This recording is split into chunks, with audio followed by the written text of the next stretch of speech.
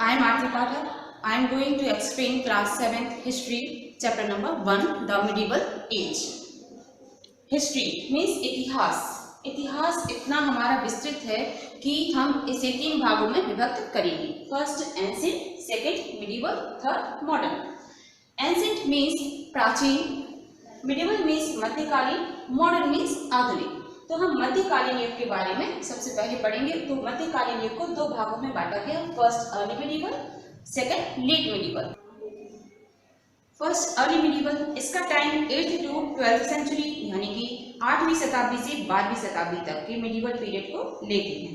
Second late medieval period, इसको लेते हैं 13 to 18th सेंचुरी यानी 13वीं शताब्दी से 18वीं शताब्दी तक. अब हम पढ़ेंगे कि इस शासन काल में क्या क्या हुआ.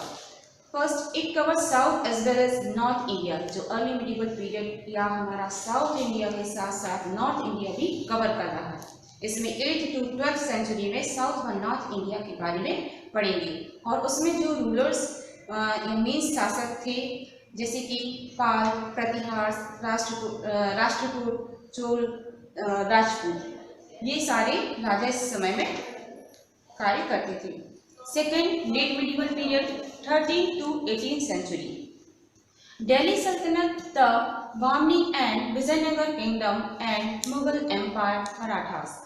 मीन्स इसमें हमारा 13वीं शताब्दी से 18वीं शताब्दी तक का मुख्यतः जो है वो हम पढ़ेंगे कि दिल्ली सल्तनत के बारे में कि दिल्ली में कौन कौन से रूलर ने काम किया. फर्स्ट था बामनी और विजयनगर के बारे में पढ़ेंगे. इसमें सबसे इम्पोर्टेंट है मुगल एम्पायर यानी मुगल शासनकाल. और इसके साथ साथ मराठा शासक थे जो इन्होंने दिल्ली सल्तनत में सबसे ज़्यादा राज्य किया.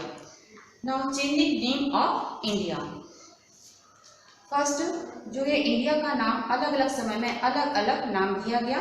First Sapt Sindhu, second Aryavart, third Bharat और Bharatvarsh, fourth Hindustan. First we see Sapt Sindhu. हम सबसे पहले सप्त सिंधु के बारे में पढ़ेंगे. यानी कि सप्त मीन्स 7, सिंधु मीन्स नदी यानी 7 नदियों का मेल. इसमें 7 रिवर्स होती हैं, 7 नदियों के मेल से बना है. और भारत में 7 नदियों का ज़्यादा महत्व है, इसलिए इसे सप्त सिंधु कहते हैं. भारत के ग्राफिकल कॉन्टिनेंट में मुख्यतः ये नदियाँ बहती हैं और इनके नाम पर सप्त सिंधु नाम रखा गया. सेकेंड आर्यवर्ता, जो हमारे यहाँ आर्यंस आए थे उनके नाम पर हमारे भारत का नाम आर्यवर्ता पड़ा. थर्ड भारत और भारतवर्ष. बहुत पहले प्राचीन काल में हमारे भारत में भरत नाम के राजा राज्य करते थे और उन्हीं के नाम पर हमारे भारत का नाम भारत और भारतवर्ष हुआ. Fourth number Hindustan. 16वीं शताब्दी में बाबर ने हिंदुस्तान नाम दिया. वह हिंद महासागर के पास में होने के कारण इसका नाम हिंदुस्तान पड़ा.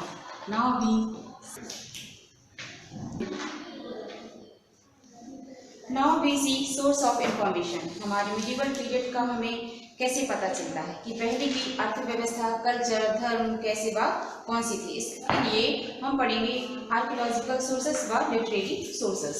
First archaeological sources, building, monument, painting, coins, music. First we see building monuments. इसमें हमें यह पता चलता है कि किस रूलर यानी शासक ने कौन कौन सी इमारतें व स्मारक बनवाए व किस समय में बनवाए. जैसे कि आगरा का ताजमहल, कुतुब मीनार, लाल किला, फतेहपुर सीकरी, बुलंद दरवाज़ा, इन सभी पर जिन्होंने बनवाया है उस राजा का नाम व समय लिखा हुआ, जिससे कि हमें पता चलता है कि किस समय में ये किसने बनवाया. सेकंड है painting. Painting have help us know about the customs, food habits, dress and jewellery. इन सभी की पेंटिंग्स के द्वारा हमें उस समय के राजा व राज्य किया जिन्होंने राज्य किया है उस समय का पता चलता है. Then third number coins. Coins के द्वारा पता चलता है कि ये किस समय की है व किस राजा की है. जो भी राजा राज्य करता था वह अपने कॉइन्स पर अपने राज्य का सिंबल लगवा देते थे.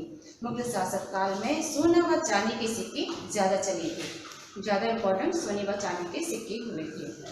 Then number 4 music. मध्यकालीन युग में महान संगीतकार हुआ करते थे. उनमें से पहले नंबर पे थे तानसेन, जो कि अपने संगीत के द्वारा ही आग जला लेते थे, बारिश करवा देते थे. ये भारत के प्रसिद्ध संगीतकार हुए और मुगल जो शासक थे वे म्यूजिक के अत्यधिक प्रेमी हुआ करते थे।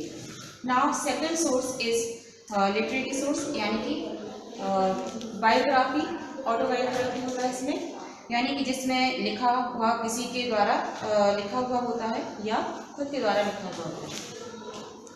So some important biographs of the medieval period are Prithviraj Raso was written by चंद्रवर्दाई, हुमायूंनामा Gulbadan Begum,